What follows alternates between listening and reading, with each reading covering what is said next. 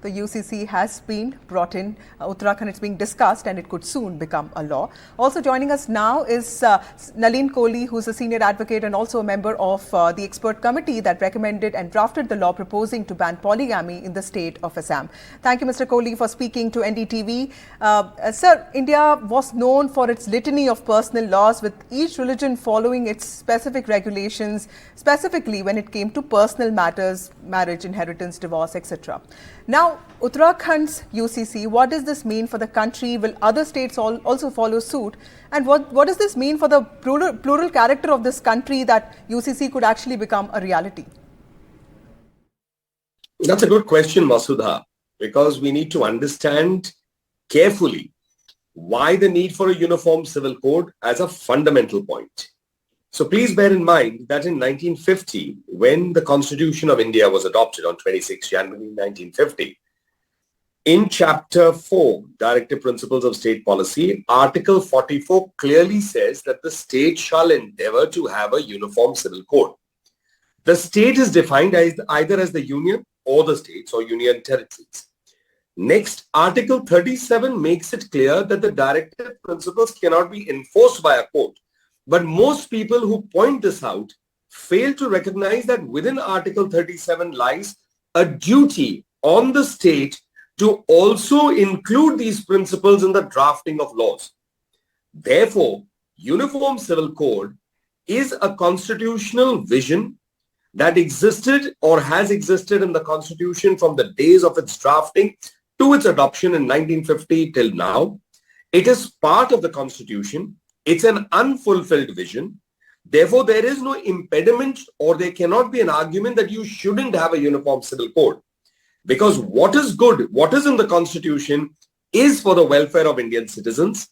Nothing in the Constitution can be bad for a citizen.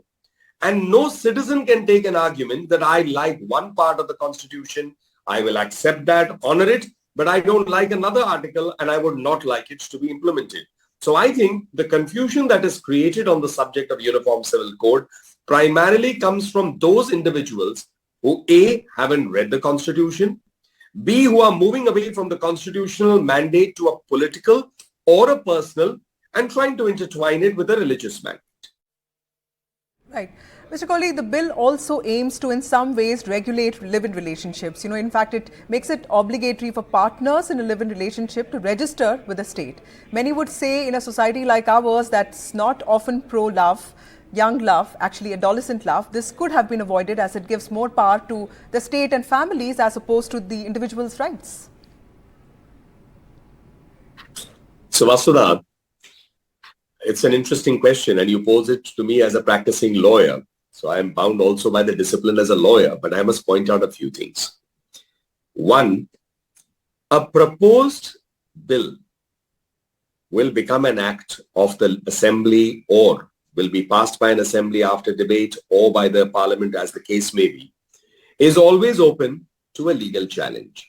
Prior to the legal challenge, there is always the possibility that something may stand amended, or the rules may specify the procedure in the manner in which a certain intended section is to operate.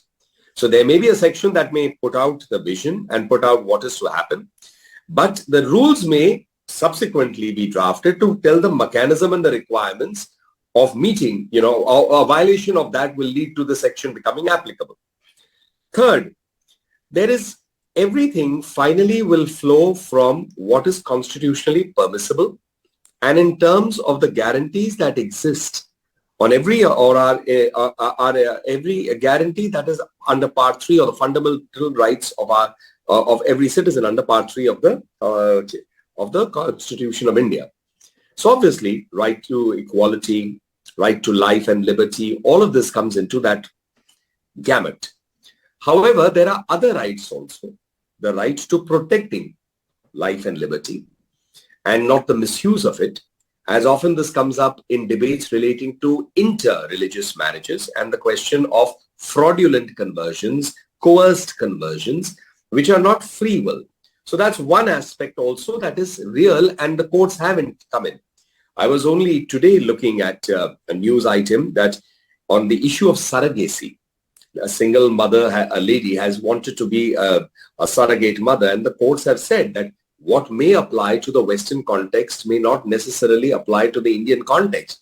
So we have our social and our cultural, world in which we live, and the courts are not divorced from that. So I think a balance is done.